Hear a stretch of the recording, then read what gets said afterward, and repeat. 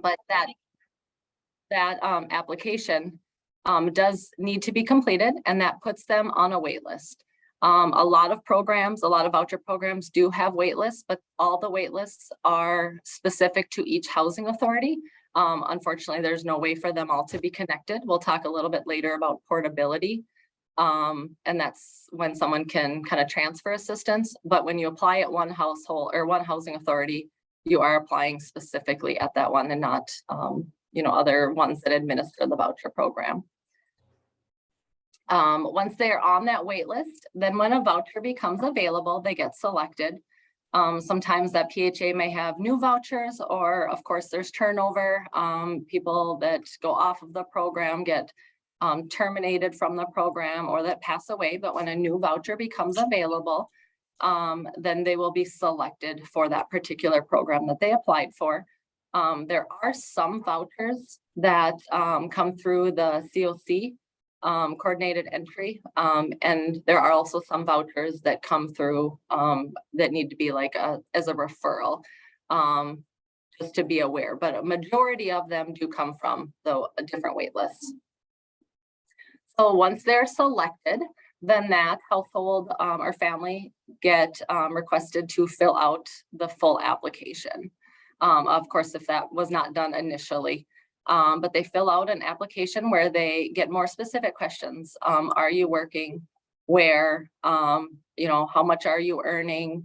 What are all the bank accounts that you have? Do you have life insurance, CDs, burial accounts, money markets, all of that. And it's going to ask it for every single person in the household. They'll also at this stage provide verifications. They have to do their identification verifications. So that's copies of social security cards for household members. And then adults do a photo ID. And then children or anyone under 18 would also provide verification of date of birth. Then they will do verifications for all their types of income and assets as well. So it might be bank statements, pay stubs, social security award letters, things like that. So then once that is completed, they do have to income qualify. So each year HUD establishes income limits for the different jurisdictions, and those are based on family size. So there's an income limit, for a 1-person household, 2-person, and so on. And typically they do have to be below 50% of the area median income. And again, those would be specific to each area. But once they income qualify, then background checks are ran. And background checks, that is one that can be a little challenging because each PHA again is going to set, oopsie, I'm cruising through, I apologize.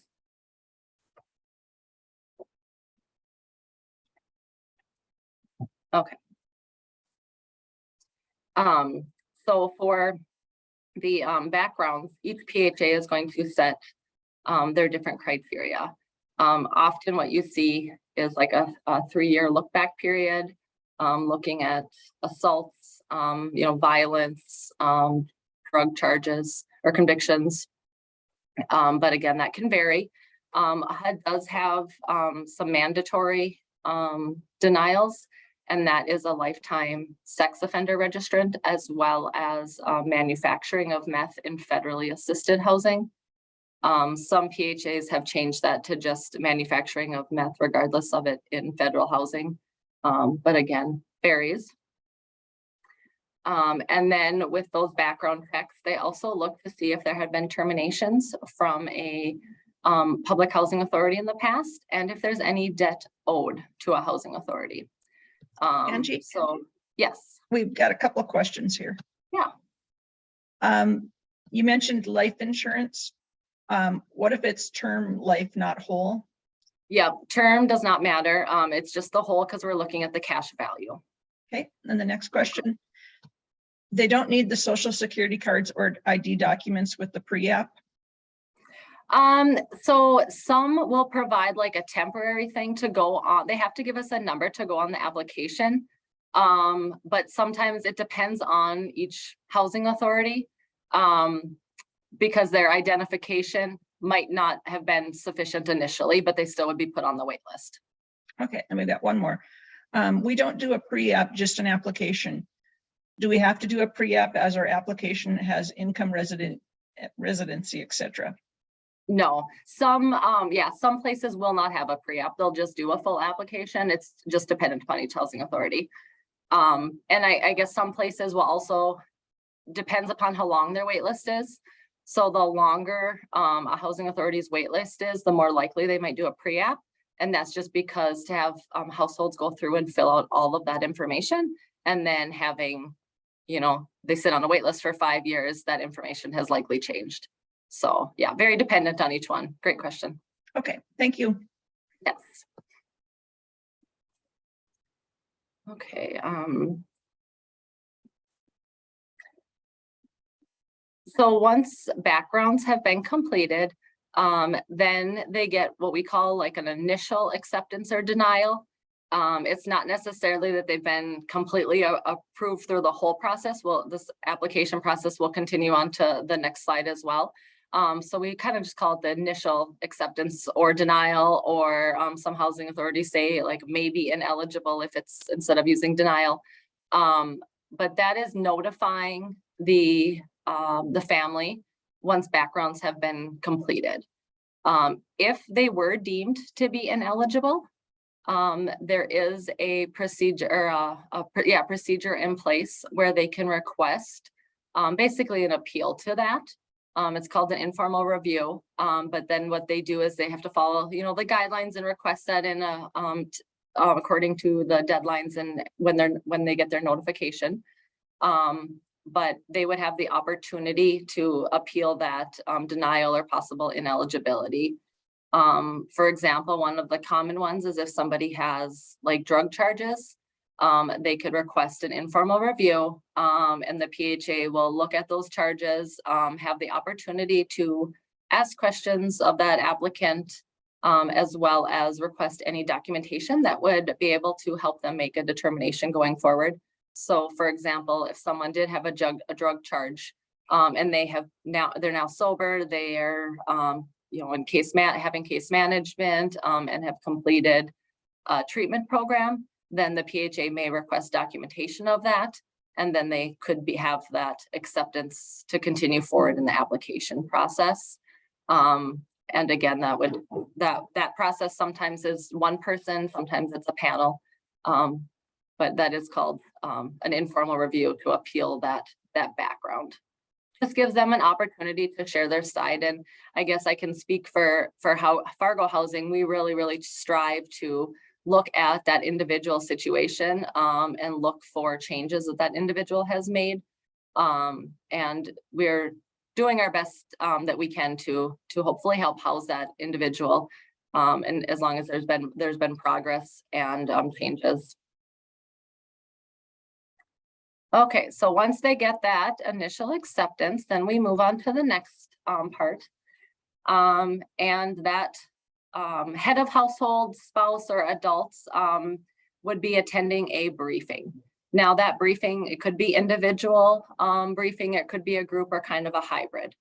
But basically what they're doing is they're coming into the PHA most often, and they're getting a run through of the program, explaining the process, where they're at in the process, telling them what the voucher program will look like.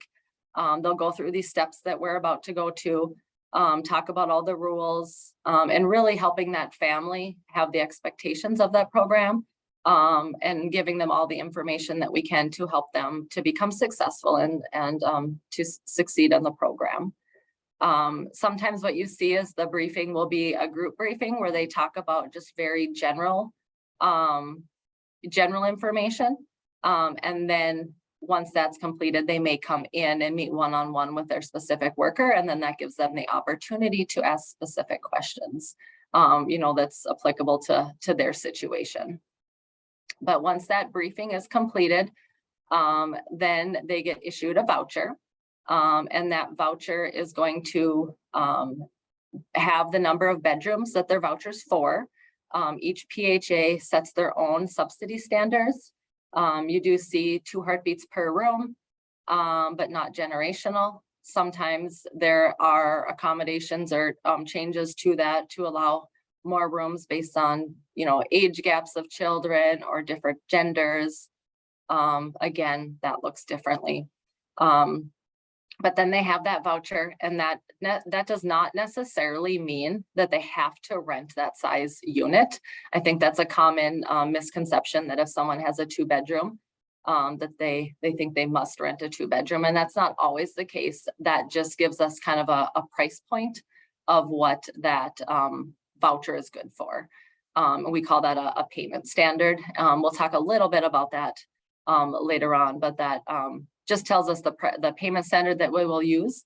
And I will mention now that if they choose to rent a unit that is smaller than their payment standard, say they have a 2-bedroom voucher, and they choose to rent a 1-bedroom, then we are required to use that 1-bedroom because the 1-bedroom payment standard, because the unit is smaller.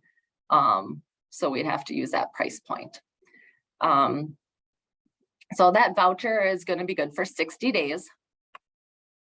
And we go through the expectations with them, but also they get a copy of it so they can share it to a landlord, because then the next step that they have is to go out into the private market and to begin searching for a unit. PHAs can provide lists of different landlords that they commonly work with. But most often that's not going to be a comprehensive list, just because there's going to be a lot of landlords out there that aren't going to be on that list, but it can give them a starting point anyway. So then once they're searching for their unit, it could be an apartment, it could be a duplex, it could be a single family home. Again, the PHA does not dictate that. But they will find a unit that they are interested in renting. They apply with that landlord. And the landlord is responsible for doing their own screening. So the PHA, although they do conduct background checks, we do not screen for suitability. That is the landlord's responsibility. So landlord would do if they do their own background checks and watching their criteria that they have in place. Once that household is approved, then the landlord will fill out what is called a request for tenancy approval, commonly referred to as a RAFTA. But that RAFTA is going to give us information about the unit. So it's going to say how much the rent amount is, what's the security deposit. If it was built prior to 1978, there's paperwork that they have to fill out for possible lead-based paint. It's going to tell us how many bedrooms, bathrooms, square footage, and it's a very important document, but one of the most important things on there also is the utilities. So it's going to list utilities. The landlord has to fill out, what type of heat it is. Is it electric? Is it gas? How is the hot water heated? Again, is it electric, gas, things like that. But it will also tell us who is responsible to pay which utilities. So is the landlord paying 100% of the utilities? Is tenant paying 100%, or is it a little bit of both? Angie? But that is, yes. Oh, I'm sorry, I didn't mean to interrupt you. No, you're fine. Oh, I'm just trying to catch you before we get too far. We have a question about the briefing. And sure. Is there an opportunity to complete the briefing virtually or where the applicant is located? If so, what might that accommodation look like, and to who would it be made available? It can be difficult for someone without reliable transportation to make it to a scheduled meeting on time. Yes. So I would say absolutely. Each PHA is going to have their own criteria as far as when that can be accommodated, like kind of in what situations. We are required to do a verbal briefing. So especially during COVID, you've seen a lot of people doing briefings through Teams or over the phone. Teams are, virtual with video is preferred. There's also reasonable accommodations. So if someone has a disability and is unable to come to the office, then that can be accommodated as well. And that would be, I guess, requested by whoever. It could be directly to that housing authority. Typically what happens In most housing authorities, this is kind of the steps when they're working specifically with a voucher worker. So it could be a request to that once they've gotten their letter about the briefing. So I would say there's not a specific, person or time necessarily, but when it when that step is next in line, then they absolutely could request that. Okay, thank you. I'm sorry to have interrupted you. No, not at all. I'm just cruising along. I apologize. So yeah, throw the questions out anytime. So let's see, where was it? Okay, so on that request for tenancy approval, once that gets submitted to the housing authority, and we strongly encourage that the family members bring that to the housing authority. Landlords absolutely can submit it to us. We don't care how we get it, but we do see too common where families say that the landlord submitted it and they didn't. So we do strongly encourage them to deliver it to us. But the request for tenancy approval, then the staff will go through it, review it, and we'll make sure that it complies with space requirements. So is the occupancy of the family okay for that size unit? We do what's called a rent reasonableness. And that is us looking at the rent amount. There's actually 9 different characteristics that we have to compare, but it's the condition of the unit, number of bedrooms, the amenities, things like that. But we have to make sure that what the landlord is asking for that monthly contract rent, that is a comparable amount of rent and it's reasonable for the area. They cannot charge, individuals on housing more than they would be charging someone who's not on housing. So we make sure that the rent is reasonable, make sure again that the occupancy and space is okay. And then one of the biggest steps is the inspection. And that inspection must pass housing quality standards. You'll see the letters HQS. And the HQS inspection is basically, it is the minimum requirements nationwide for health and safety of the occupants. Things such as, do the locks on the doors, are those properly functioning and can it be secured? It doesn't have to have a garbage disposal, but if it does have one, is that garbage disposal functioning properly? Is the condition of the floor, is it secured and that it's not a trip hazard? If the carpets or linoleum or something is curling up, is that a safety issue? Is there working smoke alarms? Do all the outlets and light switch, do all of them have proper covers on them? Things like that. So there will be an inspector that will come out, review that unit. And then at that point, that is once that unit passes inspection, then the landlord and tenant are notified. And that's when we encourage them to sign a lease. That is definitely best practice. We do not suggest that tenants sign a lease prior to this step. It definitely does happen.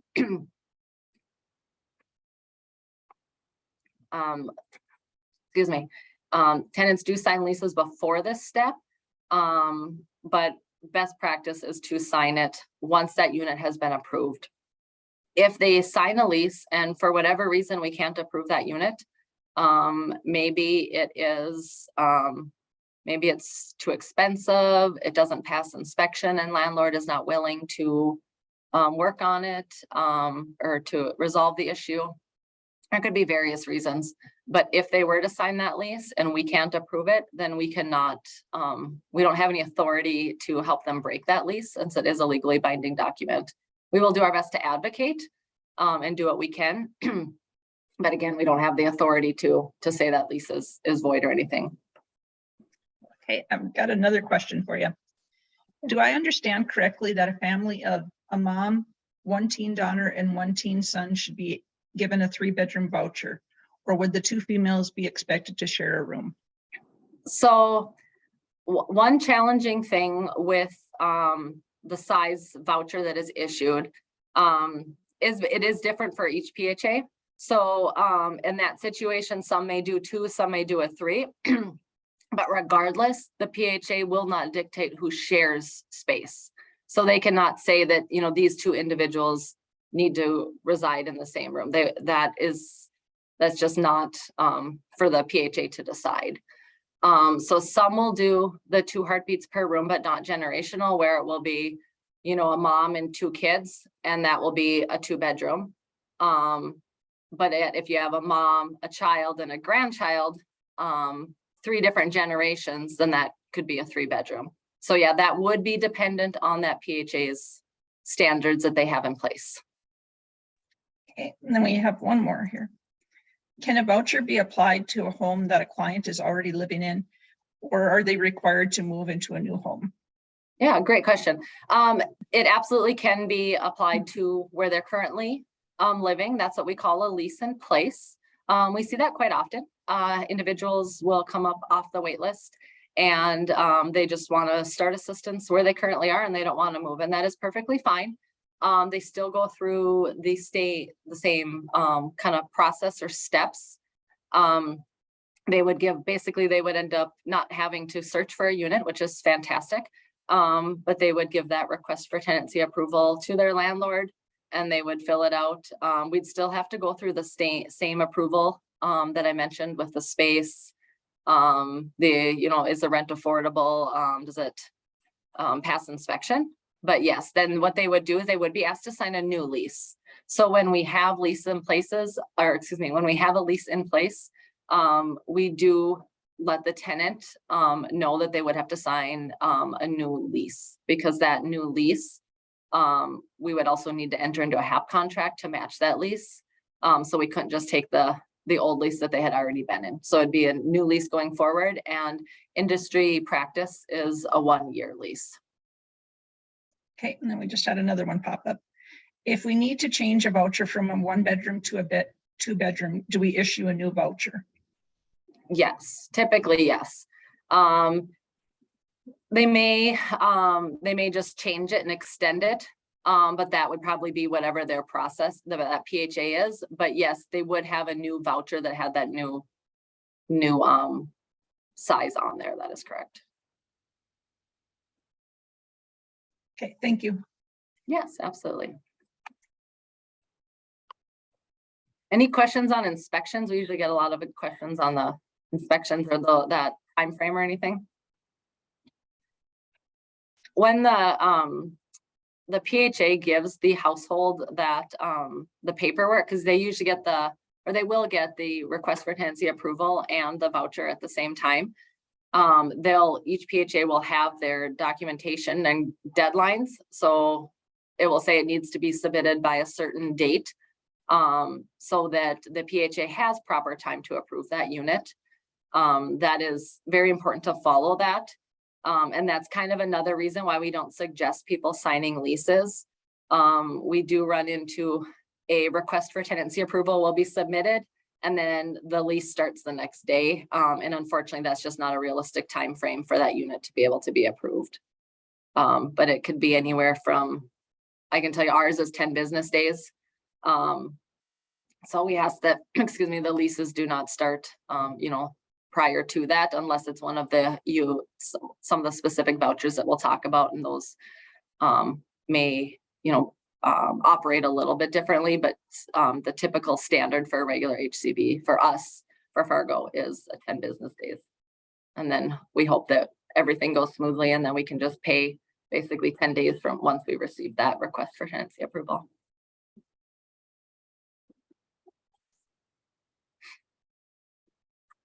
Okay, so this one,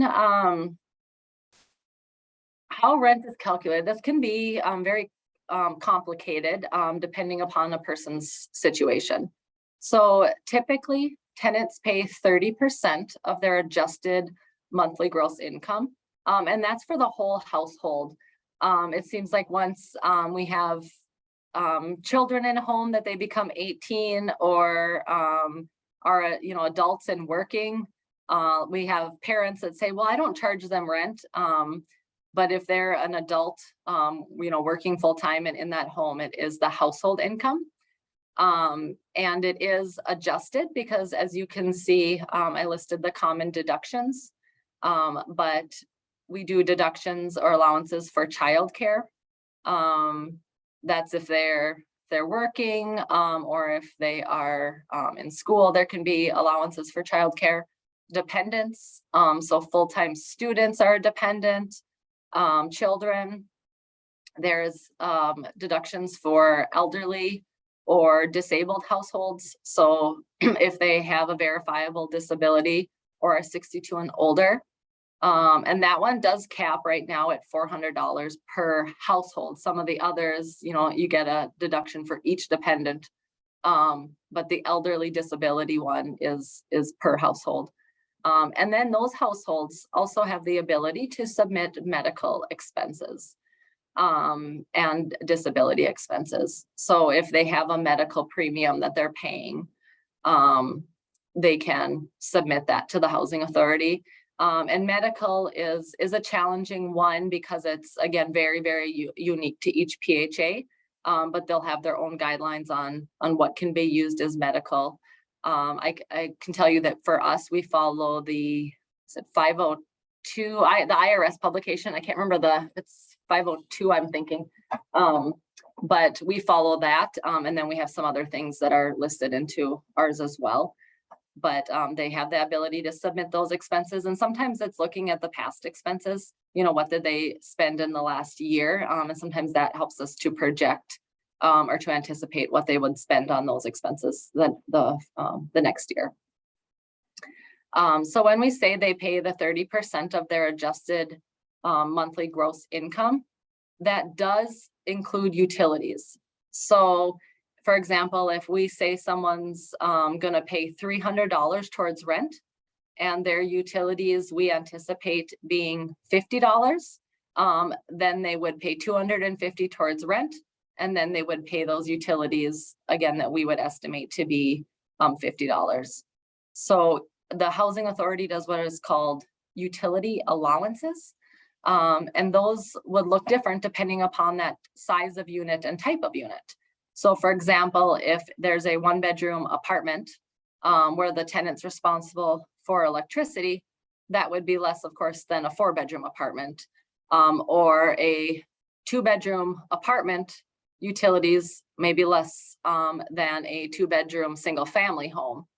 Single family is going to have higher utilities. So we do have allowances that are specific to the types of units and the number of bedrooms. Each PHA is required to do that. And those allowances are taken into consideration because we want to make sure it's affordable, and obviously utilities are a required expense for your home. And then the housing authority would pay the rest of the rent to equal the contract rent.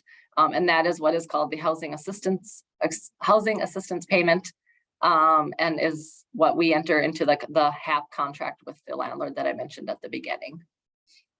Okay, we've got 2 more questions for you. Yes. In the competitive housing market we have right now for affordable units, do you have any strategies for helping people secure units when the process of approval takes time and might result in the loss of a unit? So I guess for each PHA's timeline is going to be a little bit different. Typically, we have not, from our housing authority, we have not seen tenants lose a unit from submitting that request for tenancy approval. And that's, I think, because landlords, it's in a sense, it's guaranteed rent, provided the family is going to follow the program, and but it is a secured, payment that they'll be getting every month.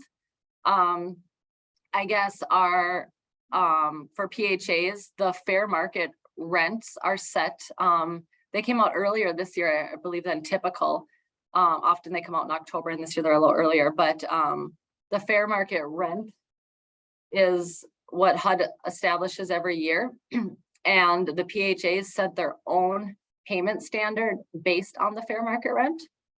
And I've seen a lot of increases in those, and HUD has some waivers out there right now where PHAs can increase the amount that they can pay earlier on if they request that waiver.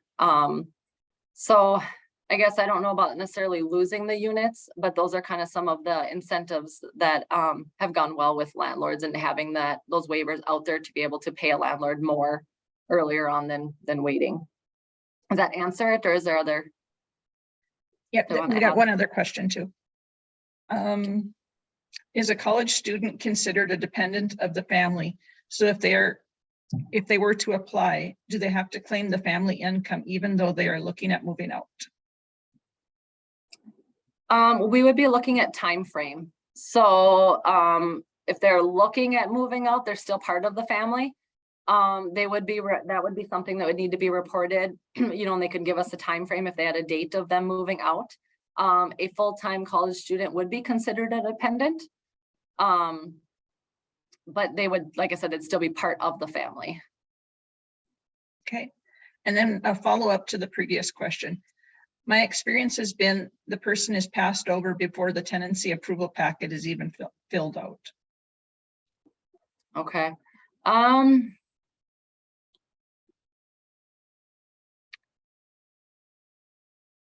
I guess, and in North Dakota, you cannot discriminate, based on form of income, like having public assistance.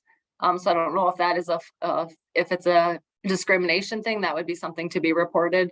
High Plains Fair Housing is a fantastic resource out of Grand Forks that serves North Dakota. There's also, of course, Legal Services of North Dakota and Minnesota. Trying to think. I'm not certain offhand of a way to eliminate that. There are a lot of vouchers. Vouchers are typically like prorated for when they move in. I think your best bet would be, if that's happening, to contact the housing authority and see if that worker can help kind of advocate and connect with it. So if there's a landlord that's stating they're not going to go through that process, I would contact that housing authority and talk about the specific situation. Okay. Next one, do the FMRs go into effect when they are released or in January? PHA has an option. I believe it's within 90 days that they must be done. So I know sometimes you see them effective in December. Sometimes it's easier for housing authorities to just do it effective January. So no, it's not necessarily immediate. Okay, then for the college student question, if they have already moved out, are in college in their own apartment, do we count grants and scholarships as income?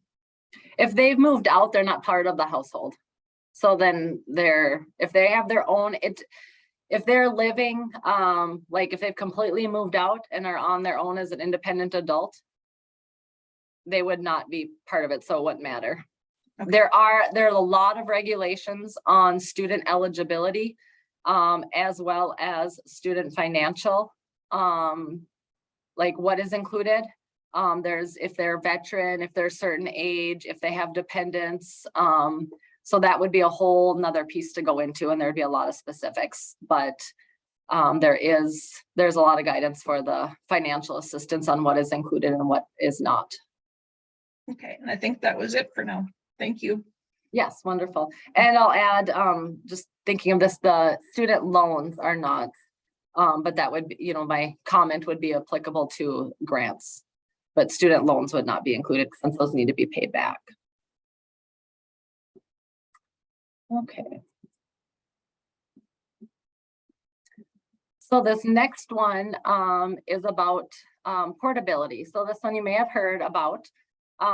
Portability is when a household can transfer their assistance and go to another housing authority that is outside of the jurisdiction from the housing authority that they were currently working with. So for example, if a household applies with us at Fargo Housing, and say they are getting assistance, and now 3 years later they want to go take care of mom or brother or sister, and they want to move out of the area. they can request of the housing authority to port their voucher. And that initial voucher, so in that example, Fargo Housing would be the initial PHA. That initial PHA must approve it, and then they can port that voucher to any other housing authority nationwide that is that has, excuse me, an HCV program. And that's, you know, there's some things that we follow, such as, you know, funding has to allow. And then I have on there that newly assisted households may not be able to port immediately.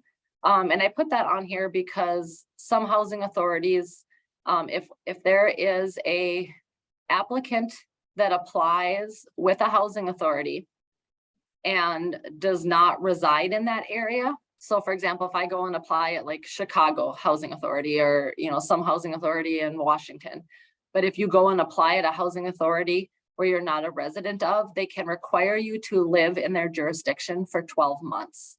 Some housing authorities choose to do that, some housing authorities don't.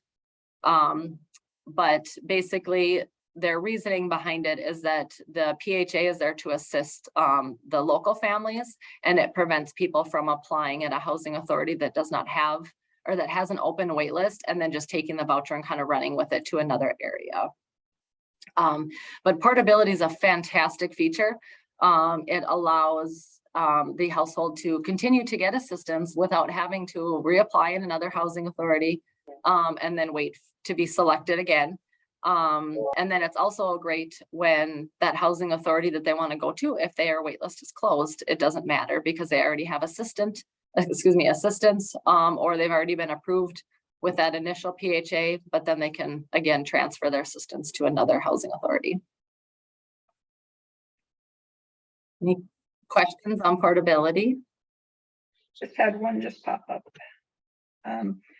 What date do you use for the port? The actual day that you send it to another public housing authority, or end of the month date? I have heard of other public housing authorities doing both. Typically, I would say standard practice, not necessarily for everybody, would be the end of the month. But sometimes someone might be vacating earlier and they need to get it sent over earlier. You know, I guess PHAs do operate a little bit like landlords in that it's, you know, like when leases are signed, best practice or most common is to end it on the last day of the month rather than the middle, but that could be specific to each PHA. So that may be why you've seen both. The other thing that could be VAWA, you know, if there's a VAWA situation in there, or if there is a reasonable accommodation.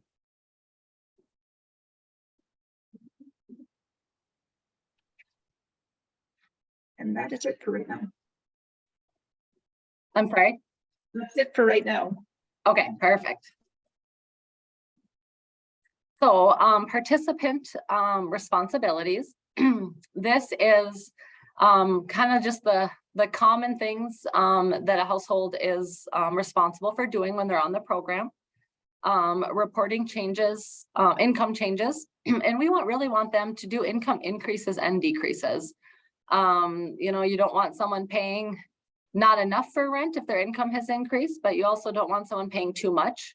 And some PHAs are going to have different guidelines as far as, you know, how much of an increase does their income, or how much of an increase do they have to have before it will impact their rent. PHAs are always going to do a decrease. That is where, you know, we're mandated to do that. We can have, you know, we have our deadlines or timeframes of when and how that needs to be reported. But those decreases will always happen. Income increases may look a little differently at each PHA, but those changes are to be reported in writing to the housing authority. It's fantastic if you're working with someone on housing and they have a change, if they can provide those verifications. You know, if they got a new job, if they can give us details on it right up front, or you know, providing like information for their employer, things like that. But then we will either request verification or request verification from that, or directly from the source or from that household. Another responsibility is to get approval before adding people to the household. The PHA does need to approve household composition changes. So if it is an adult, they have to fill out an application, and they do have to pass backgrounds. And again, if they do pass those backgrounds, they have to provide their information just like the other household members. So we would need income and asset verifications. They would have to sign releases. And that's why it's so important to get approval beforehand, because then we have to be able to look into find out if they're if that individual will impact the rent portions. There are going to be guest guidelines that again will look different for each housing authority, but having unauthorized adults, whether they've moved in or they're kind of staying beyond the guest guidelines, that unfortunately is a common issue. And the participant or the family is responsible for the activity of their guests. So just being aware that they are responsible if there's guests that are doing illegal things in their unit that could put their housing at risk, both, in the form of eviction, but then also their housing assistance as well. They are required to allow the PHA to inspect the unit. So we're going to inspect the unit before assistance begins. And so we talked about a lease in place earlier. If it's a lease in place, they do have to let the inspector in, so he or she can, properly approve the unit. But then there's also going to be regular inspections. I think standard kind of is every 12 months. There are some types of vouchers and some PHAs that might do biannually. I can tell you that our housing authority, we choose to do them every 12 months. And we find a lot of benefit in that. So one, it helps us if there is like a hoarding issue, then it helps us to be aware of it earlier on and hopefully get some case management involved, or maybe there's some family support that we could help to, get support services to that individual to prevent it from continuing or getting worse, I should say. But there's also times when there are tenants that will tell us there's been an issue in their unit and they haven't reported their landlord, or they told their landlord once and nothing was done and nobody knew about it. So we definitely find it's a benefit to both the landlord and the tenant for us to inspect every 12 months. And landlords and tenants can also request us to come in at any time. So if landlord has had issues with a tenant, causing damage to a unit, and they've contacted the tenant and told them, then they can have the inspector come in from the housing authority and they can come out and again try to help remedy the situation. And then if a tenant is having issues with something that's been damaged or broken and say they've told their landlord and again it's not been resolved, then we can come in, and if that unit, if our inspector fails that unit, the landlord is required to fix that issue, or they will not get their payment. We would abate that unit if it were to fail and not the issue not to be addressed. And there are different timeframes that we would, work with the landlord. Of course, if it's a safety issue, the timeframe is, safety things that's urgent, it could be 24 hours potentially. The participant is also required to respond to recertification requests. So most often that is on an annual basis. They would update their paperwork, again, sign those releases, the same stuff that they've done before, nothing new, but just re-verifying, getting new verifications, reviewing. We would review income and assets again and kind of reset those amounts for rent. And often you see those sent out, it could be anywhere from 60 to 120 days before it's actually due. Because our hope is that we can get all the verifications, review it for completeness, request anything that may be missing, but then get the tenant and the landlord the updated portions with proper notice as well before those amounts change. And then the last thing that I have listed here is just providing notice before they vacate. So we talked about porting. These vouchers can move with someone, whether it's out of the jurisdiction or within that jurisdiction. And we hope that the tenants will notify us properly before they vacate that unit. And that allows us to hopefully issue them another voucher and continue to help them in a new unit.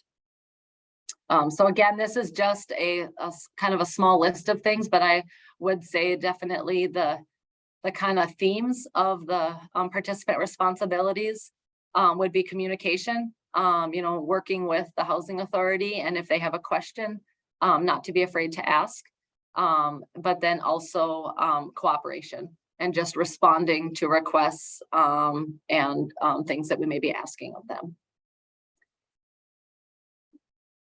Any questions there, Cheryl? We've got one.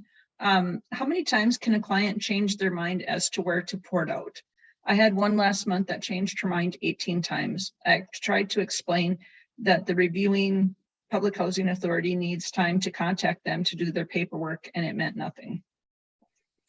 So they kept like choosing different locations, is that correct? That's my understanding. Okay. That's a tough one, and it can be very, very time consuming for the housing authority. There is not a HUD limit. There may be rules within it, that PHA's administrative plan, but there's nothing that HUD says that there's a limit. I have seen where they will get their voucher, and that voucher will just go to another housing authority, but the voucher will continue to, like, the time will still continue to count.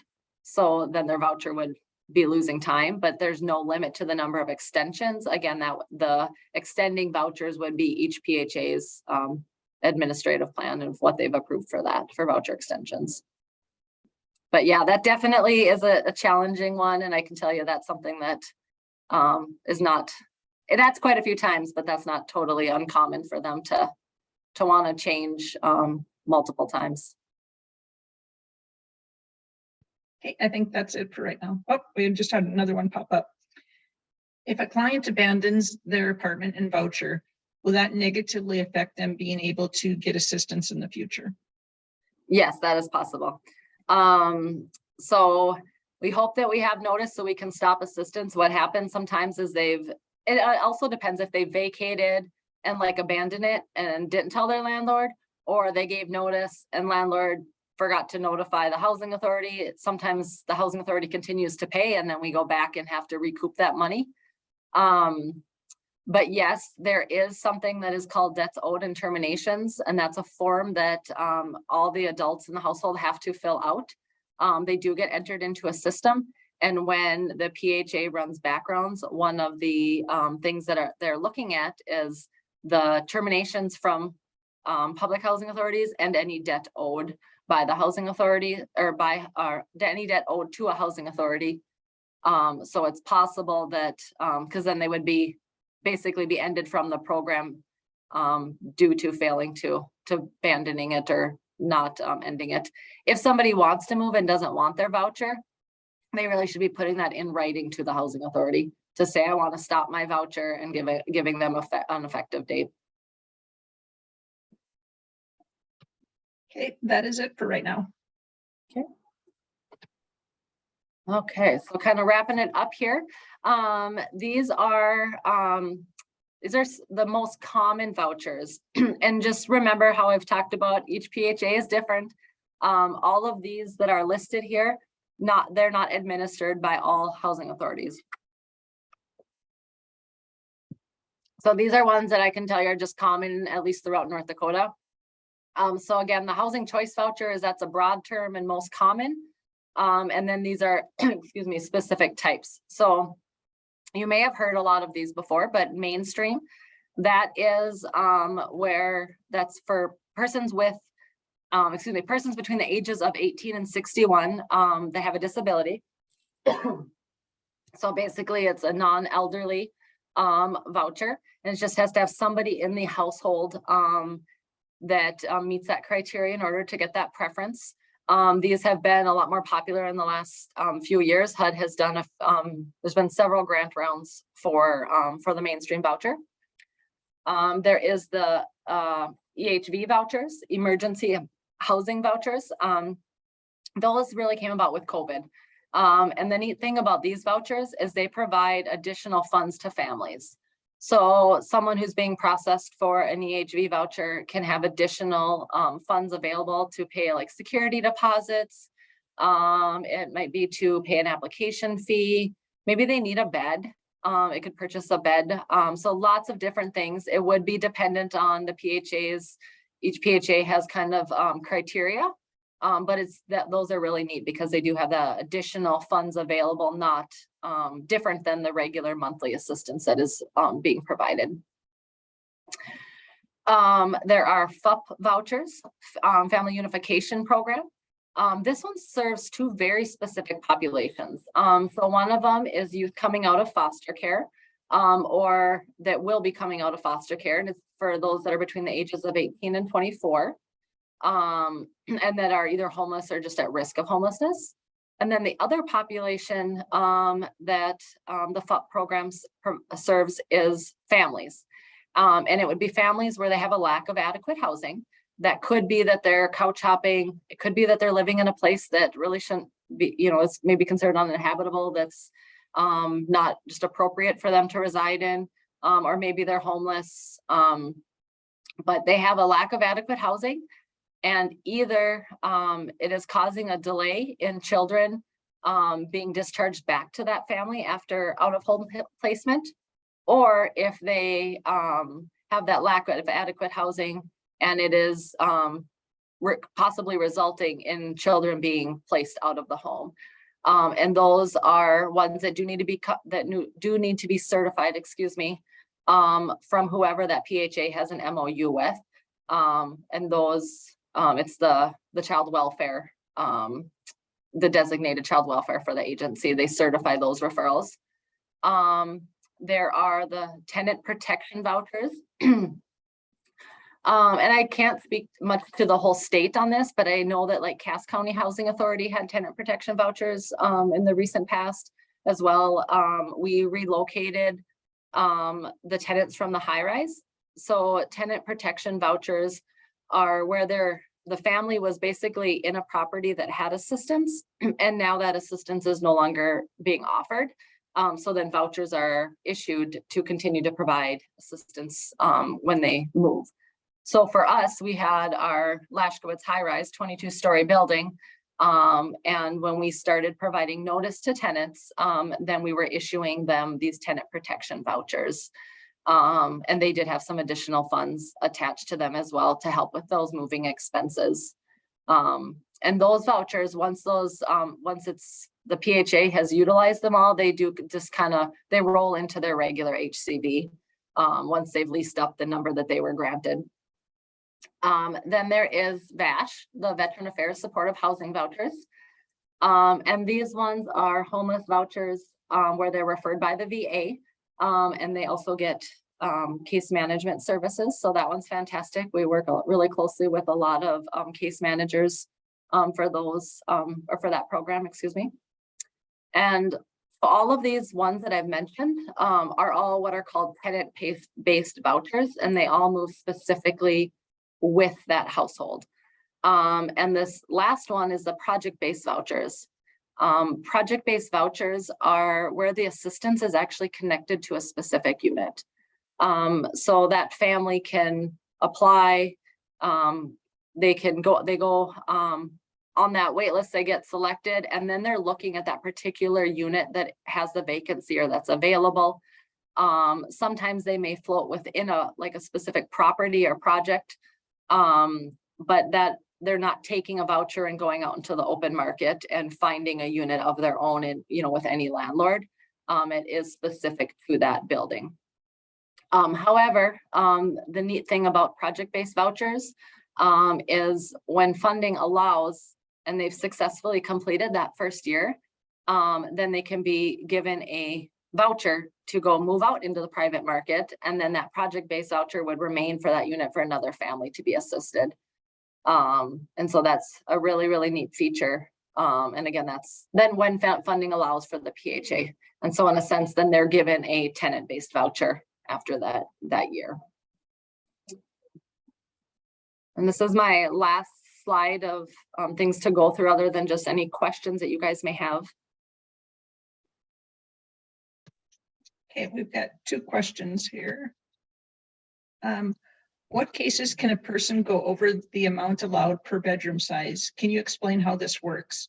Is this considered a reasonable accommodation, or do they request a waiver, especially accessible apartments, but also in general? Yes, there is a lot to that question.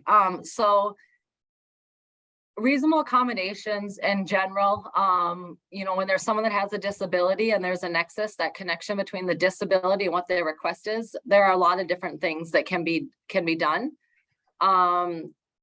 Can somebody get a reasonable accommodation for an extra bedroom size? Yes, absolutely. That is definitely something that that the PHA would look at. So if someone has medical equipment, for example, they could request a reasonable accommodation and get an extra bedroom for that storage of that medical equipment.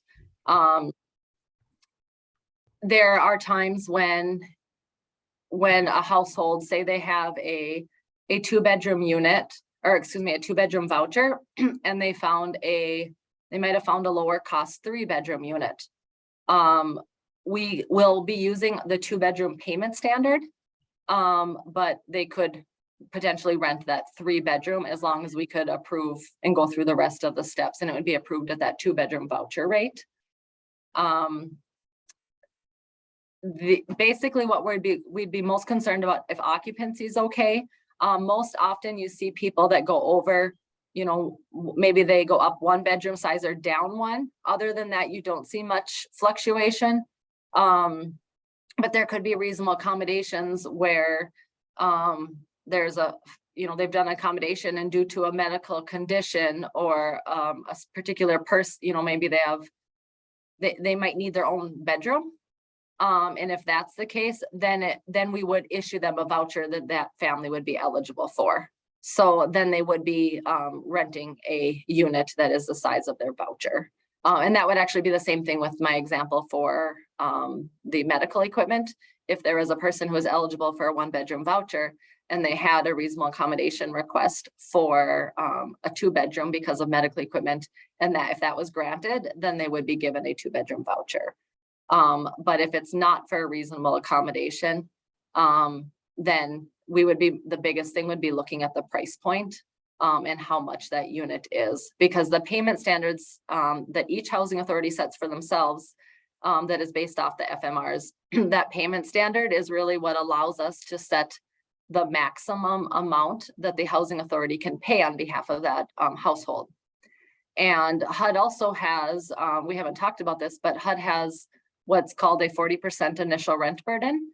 And that is when the housing authority, or that when the household, excuse me, the household cannot basically choose a unit where it would have them paying more than 40% towards their unit. And this gets more into the calculation, which can be tricky.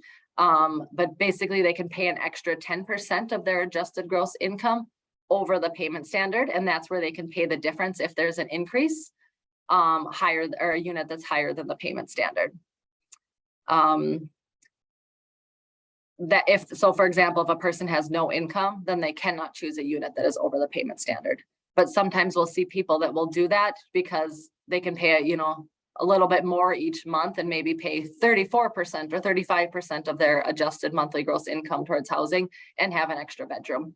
That again is not necessary for the reasonable accommodation. There are also what are called exception payment standards. And sometimes you see households that will utilize that when it's needed for a disability or an accommodation where they can have higher payment standards because of their individual situation. And that would open it up for more accessible units. So we see that lots if someone has a mobility issue, like in the, you know, a wheelchair or something like that, if they need an elevator. Next one is the 40% rule for the first year only in the same residence. It is, and that's just because if somebody goes over the 40%, you know, maybe it's due to a rent increase, then it's up to that household to decide if they want to stay in that unit or if they want to move. HUD is not going to make, HUD or the PHA is not going to make them move. So yes, it is initially, and there are some households that if they maximize that and they're paying 40% that first year, well, then they have a rent increase and they could possibly be paying 45% or, you know, whatever it might be. And then will the public housing authorities share their payment standards with organizations that may be assisting mutual clients with finding housing? Yes, absolutely. That is nothing that is confidential. And each PHA will have different payment standards, so just make sure to request it from the housing authority that you're working with.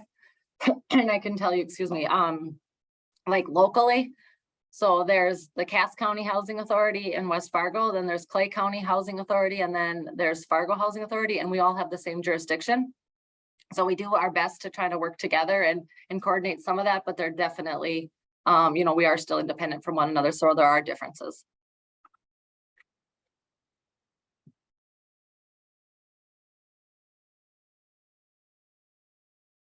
I do have my email on here too, so if anyone wants to email any direct questions, I'd be happy to answer those, so feel free to contact me.